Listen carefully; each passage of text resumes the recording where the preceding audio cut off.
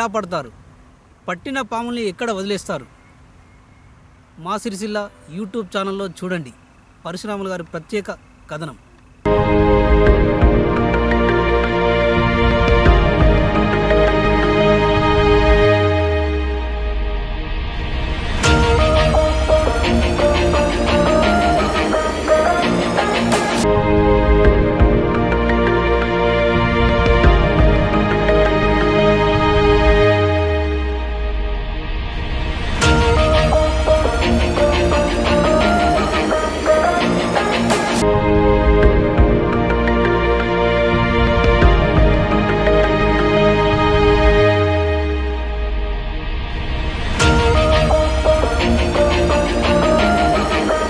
ప్రాంతంలో ఎప్పటి నుండి పాములు పడుతున్నారు? ఇప్పటివరకు మీరు పట్టిన పాములు అతిపెద్ద పాములు అయితే ఏ పాములు పట్టి ఒకసారి మా సిరిసిల్ల ప్రేక్షకుల కోసం ప్రత్యేకంగా తెలపండి.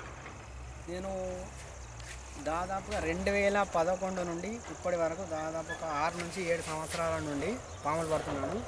అందులో చాలా పెద్ద పాము అంటే కొండ చిలువ. అత్యంత విషపూరితమైంది అంటే రక్తపింజర, రసల్ వైపర్ అంటారు. అది దాదాపు ఇప్పుడు 7 సంవత్సరాల నుండి అంటే దాదాపు ఒక 2000కు పైగా పాములు పట్టి ఇలాగే అడవిలో వదిలేస్తున్నాను.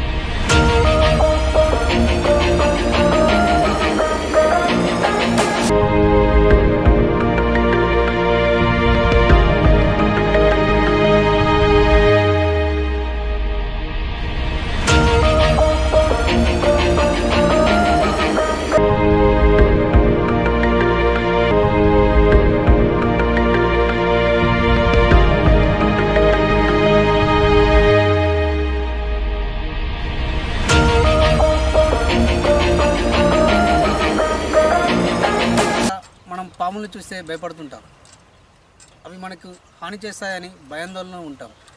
కానీ అన్ని పాములు హాని చేయవని, వాటికి కూడా జీవించే హక్కు ఉందని పాముల పరశురాములు చెబుతున్నాడు. ఈ పాములు విషం కలిగి ఉంటాయనే భయంతో పాములు చంపేస్తుంటారు. అలాగని మనకు దాదాపుగా మన ఇక్కడ ఉన్న పాములలో 14 రకాల జాతుల పాములు ఉంటాయి. అందులో అన్ని పాములకు విషం ఉండదు. ఓన్లీ నాగుపాము, కట్లపాము, రక్తపింజర, ఈ 4 పాములకే విషం ఉంటుంది. అన్ని పాములకు విషం ఉండవు. కానీ ఒకటేంటంటే అన్ని పాములు ఒకేలాగా ఉండడంతో కొందరు భయపడి చంపేస్తుంటారు.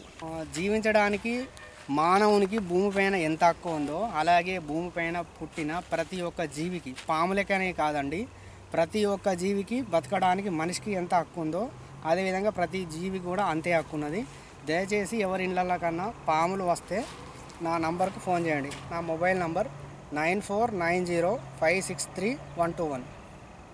పరశురాములు పర్యావరణంపై మరిన్ని కార్యక్రమాలు చేస్తూ పాములకు ఎలాంటి హాని కలగకుండా చూడాలని ఆశిస్తూ మా సిరిసిల్ల పక్షాన పరశురాములకు ప్రత్యేక కృతజ్ఞతలు తెలుపుతున్నాం.